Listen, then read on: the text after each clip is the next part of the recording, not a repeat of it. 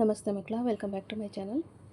ಇವತ್ತು ನಾವು 10ನೇ ತರಗತಿಯ ಕನ್ನಡದಲ್ಲಿ ನಮ್ಮ ಭಾಷೆ ಅನ್ನೋ ಗದ್ಯ ಭಾಗದ ಎಲ್ಲ ಅಭ್ಯಾಸ ಪ್ರಶ್ನೋತ್ತರಗಳನ್ನ ಈಗ ನೋಡ್ತಾ ಹೋಗೋಣ ಮಕ್ಕಳ. ಮೊದಲಿಗೆ ಕೃತಿಕಾರರ ಪರಿಚಯ. ಎಂ ಮರಿಲಿಂಗಪ್ಪ ಭಟ್ಟರು 1906ರಲ್ಲಿ ದಕ್ಷಿಣ ಕನ್ನಡ ಜಿಲ್ಲೆ ಪುತ್ತೂರು ತಾಲೂಕಿನ ಕಡಬ ಗ್ರಾಮದವರು.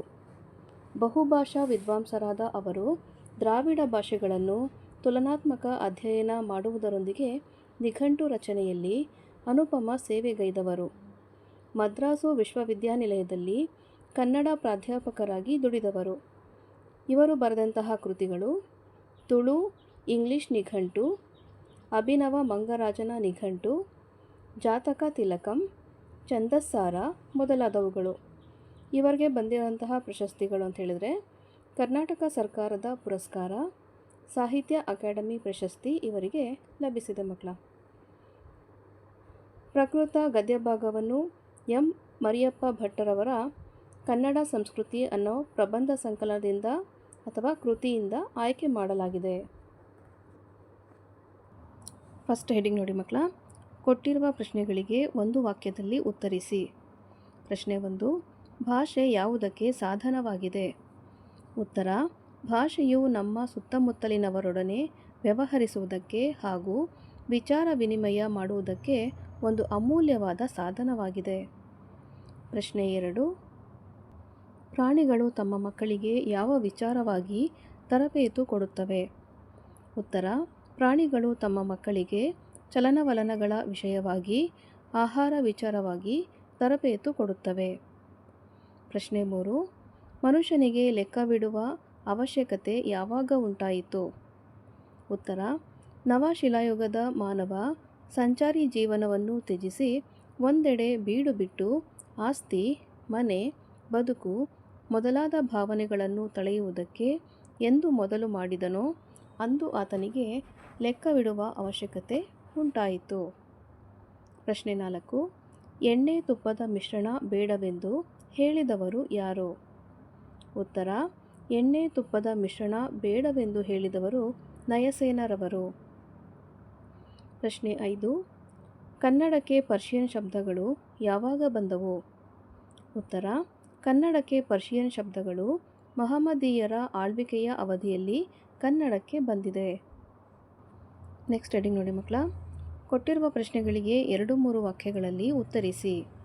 ಪ್ರಶ್ನೆ 1, ವ್ಯಾವಹಾರಿಕ ಮತ್ತು ಗ್ರಾಂಥಿಕ ಭಾಷೆಯ ಲಕ್ಷಣಗಳೇನು?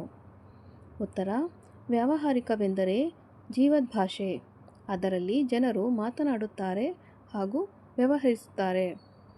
ಗ್ರಾಂಥಿಕವೆಂದರೆ ಅಭಿವೃದ್ಧಿ ಹೊಂದಿ ಗ್ರಂಥ ರಚನೆಯಲ್ಲಿ ಉಪಯೋಗವಾದ ಭಾಷೆ.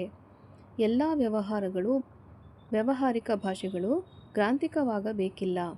ಹಾಗೆಯೇ ಎಲ್ಲ ಗ್ರಾಂಥಿಕ ಭಾಷೆ ಇಂದು ವ್ಯಾವಹಾರಿಕವಾಗಿ ಇರುವುದೂ ಇಲ್ಲ. ಪ್ರಶ್ನೆ 2, ಲಿಪಿಯ ಜಾಡು ಆರಂಭಗೊಂಡ ಬಗೆ ಹೇಗೆ? ಉತ್ತರ: ಯಾವ ಓದು ಬರಹವಿಲ್ಲದ ಹಳ್ಳಿಯ ಕೆಲಸಗಾರನಾದರೂ ಸರಿಯೇ, ತಾನು ದಿನಗೆಲಸಕ್ಕೆ ಹೋದ ಲೆಕ್ಕವನ್ನು ಗೋಡೆಯ ಮೇಲೆ ದಿನಂಪ್ರತಿ ಒಂದೊಂದು ಗೆರೆ ಎಳೆದು ಗುರುತಿಸಿ ಕೊನೆಯಲ್ಲಿ ಎಣಿಸಿ ಲೆಕ್ಕ ಹಾಕಿ ಸಂಬಳವನ್ನು ಪಡೆಯುತ್ತಾನೆ. ಹಾಲು ಮಾರುವವನು ಹೀಗೆಯೇ ಲೆಕ್ಕವಿಡುವುದುಂಟು. ಇದೇ ಲಿಪಿಯ ಮೊದಲಿನ ಜಾಡು ಎನ್ನಬಹುದು. ಪ್ರಶ್ನೆ 3, ಲಿಪಿಯ ಮೂಲಕ ಜ್ಞಾನ ಭಂಡಾರ ಯಾವ ರೀತಿ ಭದ್ರವಾಯಿತು? ಉತ್ತರ: ಲೆಕ್ಕಪತ್ರಗಳನ್ನಿಡಲು ಉಪಯುಕ್ತವಾದ ಮೂಲ ಲಿಪಿಯನ್ನು ಮತ್ತಷ್ಟು ಪರಿಷ್ಕರಿಸುತ್ತಾ ಸುಂದರವಾದ ಸಾಹಿತ್ಯ ಕೃತಿಗಳನ್ನು ಬರೆದಿಡುವುದನ್ನು ಮಾನವ ಕಲಿತುಕೊಂಡ. ಆ ಲಿಪಿಯ ಮೂಲಕ ಪರಂಪರೆಯಿಂದ ಬಂದ ಎಷ್ಟೋ ವಿಷಯಗಳನ್ನು ಬರೆದಿಡಲು ಸಾಧ್ಯವಾಯಿತು. ಆಗ ಜ್ಞಾನ ಭಂಡಾರ ಭದ್ರವಾಯಿತು. ಪ್ರಶ್ನೆ 4, ಕನ್ನಡ ಭಾಷೆ ಹದಗೊಂಡದ್ದು ಹೇಗೆ? ಉತ್ತರ: ಅನೇಕ ಕವಿಗಳು ಕನ್ನಡ ಅಭಿವೃದ್ಧಿ ಹೊಂದಬೇಕಾದರೆ ಕನ್ನಡ ಪದಗಳ ಬಳಕೆ ಹೆಚ್ಚಾಗಬೇಕೆಂದು ಸಾರಿದ್ದಾರೆ. ಅಂಥವರ ವಾಣಿಯಿಂದ ಕನ್ನಡದ ವೀಣೆ ಮೃದು ಮಧುರವಾಗಿ ಮಿಡಿಯಿತು. ಮುಂದೆ ಬಸವೇಶ್ವರ, ಅಲ್ಲಮಪ್ರಭುಗಳಂತಹ ಶರಣವರೇಣ್ಯರು, ಚಾಮರಸ, ಕುಮಾರವ್ಯಾಸರಂತಹ ಕವಿ ಪುಂಗವರು, ಪುರಂದರದಾಸ, ಕನಕದಾಸರಂತಹ ದಾಸಶ್ರೇಷ್ಠರು ಸುಲಭ ಮಾರ್ಗವನ್ನೇ ತುಳಿದರು. ತಮ್ಮ ತಮ್ಮ ಅನುಭವಾನುಸಾರವನ್ನು ಸುಲಭವೂ ಸುಂದರವೂ ಸಹಜವೂ ಆದ ಮಾತುಗಳಿಂದ ಹೃದಯ ಮುಟ್ಟುವಂತೆ ಅಭಿವ್ಯಕ್ತಪಡಿಸಿದರು.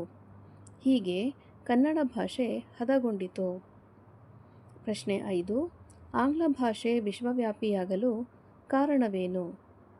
ಉತ್ತರ: ಆಂಗ್ಲ ಭಾಷಾ ಪಂಡಿತರು ದೇಶ ವಿದೇಶಗಳ ಭಾಷೆ ಹಾಗೂ ಸಾಹಿತ್ಯ ಸಂಸ್ಕೃತಿಯನ್ನು ಮುಕ್ತ ಮನಸ್ಸಿನಿಂದ ಅಭ್ಯಸಿಸಿದರು.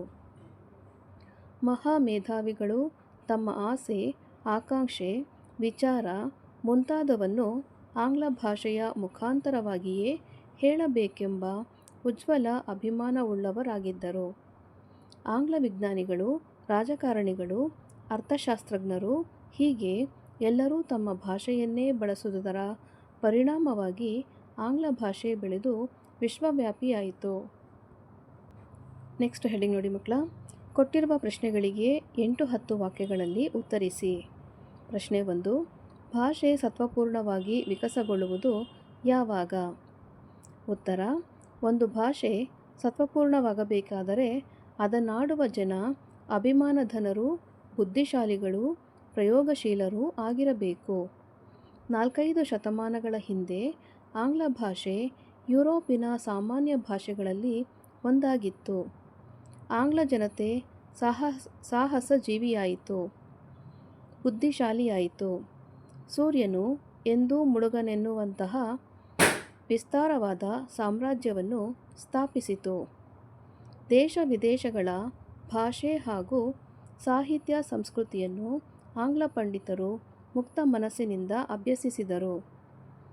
ತನ್ಮೂಲಕ ತಮ್ಮ ಭಾಷೆ ಮತ್ತು ಸಾಹಿತ್ಯವನ್ನು ಹಿಗ್ಗಿಸಿದರು ಹಾಗೂ ಹರಳಿಸಿದರು. ಎಲ್ಲಕ್ಕೂ ಮೇಲಾಗಿ ಮಹಾಮೇಧಾವಿಗಳು ತಮ್ಮ ಆಸೆ, ಆಕಾಂಕ್ಷೆ, ವಿಚಾರ ಮುಂತಾದವನ್ನು ಈ ಭಾಷೆಯ ಮುಖಾಂತರವಾಗಿಯೇ ಹೇಳಬೇಕೆಂಬ ಉಜ್ವಲ ಅಭಿಮಾನವುಳ್ಳವರಾಗಿದ್ದರು. ಆಂಗ್ಲ ವಿಜ್ಞಾನಿಗಳು, ರಾಜಕಾರಣಿಗಳು, ಅರ್ಥಶಾಸ್ತ್ರಜ್ಞರು ಹೀಗೆ ಎಲ್ಲರೂ ತಮ್ಮ ಭಾಷೆಯನ್ನೇ ಬಳಸುವುದರ ಪರಿಣಾಮವಾಗಿ ಆ ಭಾಷೆ ಬೆಳೆದು ಇಂದು ಪ್ರಪಂಚದ ದೊಡ್ಡ ಭಾಷೆಗಳಲ್ಲಿ ಒಂದಾಗಿದೆ. ಇದಕ್ಕೆಲ್ಲ ಆಂಗ್ಲ ಜನರ ಸಂಕಲ್ಪ, ಕೃಷಿ ಕಾರಣವೆಂದು ಬೇರೆ ಹೇಳಬೇಕಿಲ್ಲ.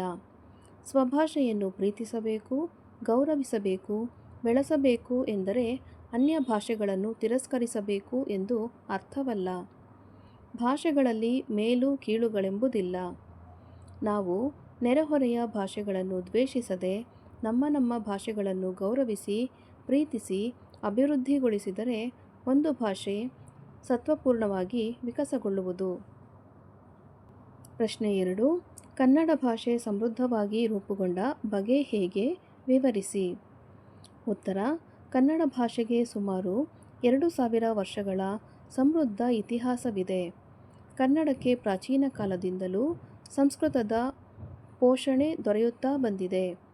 ವೈದಿಕ ಮತ್ತು ಜೈನ ಧಾರ್ಮಿಕ ತತ್ವಗಳನ್ನು ಕನ್ನಡದಲ್ಲಿ ವಿವರಿಸಲು ಅನೇಕ ಪಾಂಡಿತ್ಯ ಪೂರ್ಣ ಕವಿಗಳು ಹಲವು ಕಾವ್ಯಗಳನ್ನು ಸಹ ರಚಿಸಿದ್ದಾರೆ. ವಚನಕಾರರು ಹಾಗೂ ಕೀರ್ತನಕಾರರು ಸುಲಭ ಮಾರ್ಗವನ್ನು ತೋರಿಸಿಕೊಟ್ಟಿದ್ದಾರೆ. ಒಂದು ಜೀವಂತ ಭಾಷೆ ಅನ್ಯ ಕಾವ್ಯಗಳನ್ನು ರಚಿಸಿದ್ದಾರೆ. ವಚನಕಾರರು ಹಾಗೂ ಕೀರ್ತನಕಾರರು ಸುಲಭ ಮಾರ್ಗವನ್ನು ತೋರಿಸಿಕೊಟ್ಟಿದ್ದಾರೆ. ಒಂದು ಜೀವಂತ ಭಾಷೆ ಅನ್ಯ ಭಾಷೆಗಳಿಂದ ಕೊಡುಗೆ ವ್ಯವಹಾರ ಇಟ್ಟುಕೊಂಡಿರುತ್ತದೆ. ಕನ್ನಡವು ಹಿಂದೆ ಸಂಸ್ಕೃತ, ಪ್ರಾಕೃತ ಭಾಷೆಗಳಿಂದ ಅನೇಕ ಶಬ್ದಗಳನ್ನು ತನ್ನಲ್ಲಿ ಅಳವಡಿಸಿಕೊಂಡು ಶ್ರೀಮಂತವಾಗಿದೆ. ಮಹಮ್ಮದೀಯರ ಕಾಲದಲ್ಲಿ ಪರ್ಷಿಯನ್ ಭಾಷೆಯಿಂದಲೂ, ಯುರೋಪಿಯನ್ನರ ಆಗಮನದಿಂದ ಇಂಗ್ಲಿಷ್ ಭಾಷೆಯಿಂದಲೂ ಅಸಂಖ್ಯಾತ ಪದಗಳು ಬಂದಿವೆ. ಇದಲ್ಲದೆ ಉರ್ದು, ಪೋರ್ಚುಗೀಸ್ ಪದಗಳು ಕನ್ನಡ ನುಡಿ ಬೊಕ್ಕಸಕ್ಕೆ ಸೇರಿಕೊಂಡಿವೆ. ಗಡಿ ಪ್ರದೇಶಗಳಲ್ಲಿ ತಮಿಳು, ತೆಲುಗು, ಮರಾಠಿ, ಮಲಯಾಳಂ ಭಾಷೆಯ ಪದಗಳು ಪರಸ್ಪರ ಎರವಲು ಪಡೆದು ಅಭಿವೃದ್ಧಿ ಹೊಂದುತ್ತಲಿವೆ. ಸ್ವಂತ ಭಾಷೆಯ ಪದಗಳು ನುಡಿಗಟ್ಟುಗಳಾಗಿ ಬಳಸಲ್ಪಡುವುದರಿಂದ ಕನ್ನಡ ಭಾಷೆ ಸಮೃದ್ಧವಾಗಿ ರೂಪುಗೊಂಡಿದೆ. ನೆಕ್ಸ್ಟ್ ಹೆಡಿಂಗ್ ನೋಡಿ ಮಕ್ಕಳ. ಸಂದರ್ಭ ಸಹಿತ ಸ್ವಾರಸ್ಯವನ್ನು ವಿವರಿಸಿ. ಮೊದಲನೇದಾಗಿ, ಸಂಸ್ಕೃತಿಯ ಇತಿಹಾಸ ಉಳಿಯಿತು. ಆಯ್ಕೆ: ಈ ವಾಕ್ಯವನ್ನು ಎಂ ಮರಿಯಪ್ಪ ಭಟ್ಟರವರ ಕನ್ನಡ ಸಂಸ್ಕೃತಿ ಕೃತಿಯಿಂದ ಆಯ್ದ ನಮ್ಮ ಭಾಷೆ ಗದ್ಯಭಾಗದಿಂದ ಆಯ್ಕೆ ಮಾಡಿಕೊಳ್ಳಲಾಗಿದೆ.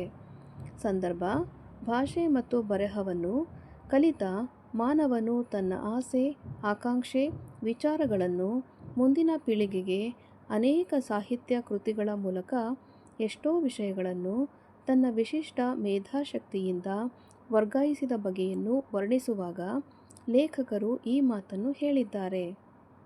ಸ್ವಾರಸ್ಯ: ಮಾನವನ ಪ್ರಗತಿ ಪಥದಲ್ಲಿ ಸಾಗಲು ಮತ್ತು ವಿಕಾಸಕ್ಕೆ ಕಾರಣವಾದ ಲಿಪಿಯ ಮಹತ್ವವನ್ನು ಹೇಳುವ ಬಗೆ ಸ್ವಾರಸ್ಯಪೂರ್ಣವಾಗಿದೆ. ಎರಡನೇದಾಗಿ, ತಕ್ಕುದೆ ಬೆರೆಸಲ್ಕೆ ಧೃತಮುಮಂ ತೈಲಮುಮಂ.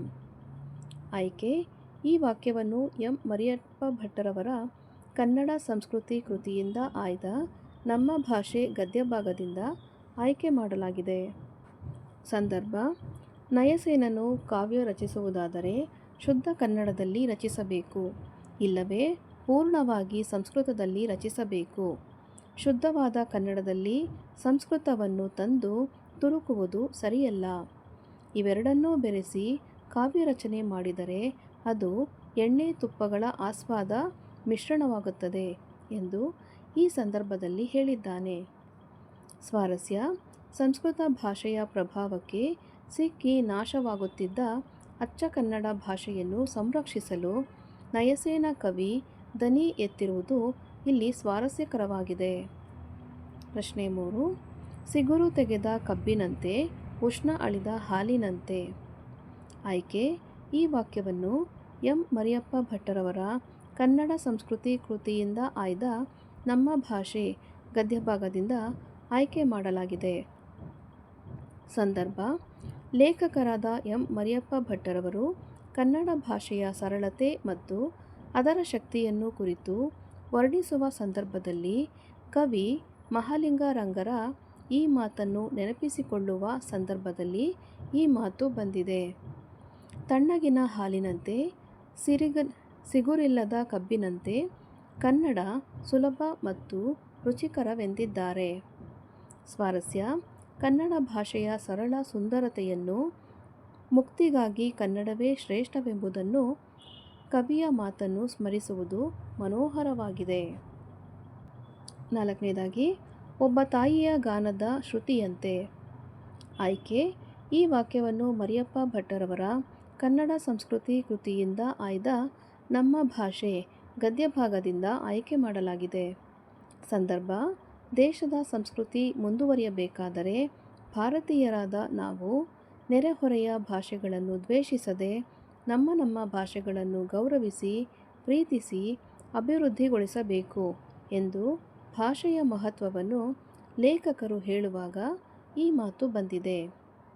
ಸ್ವಾರಸ್ಯ: ನಮ್ಮ ದೇಶದ ಒಂದೊಂದು ಭಾಷೆಗಳು ನಮ್ಮ ತಾಯಿ ಭಾರತಾಂಬೆಯ ಹೃದಯದಿಂದ ಮೂಡಿದ ಒಂದೊಂದು ಸ್ವರಗಳಾಗಿದೆ. ಎಲ್ಲ ಭಾಷೆಗಳು ಶ್ರೇಷ್ಠವಾಗಿವೆ ಎಂದು ಹೇಳಿದ ಬಗೆ ಸ್ವಾರಸ್ಯಪೂರ್ಣವಾಗಿದೆ. ನೆಕ್ಸ್ಟ್ ಹೆಡಿಂಗ್ ನೋಡಿ ಮಕ್ಕಳ. ಬಿಟ್ಟಿರುವ ಸ್ಥಳಗಳನ್ನು ಸೂಕ್ತ ಪದಗಳಿಂದ ತುಂಬಿ. ಮೊದಲನೇದಾಗಿ, ಭಾಷೆಯಿದ್ದು ಅದರ ಡ್ಯಾಶ್ ಕುಡಿದು ಅರಗಿಸಿಕೊಳ್ಳದ ವ್ಯಕ್ತಿ ಜಂತುವೇ ಸರಿ. ಸರಿಯಾದ ಉತ್ತರ ಪೀಯೂಷವನ್ನು.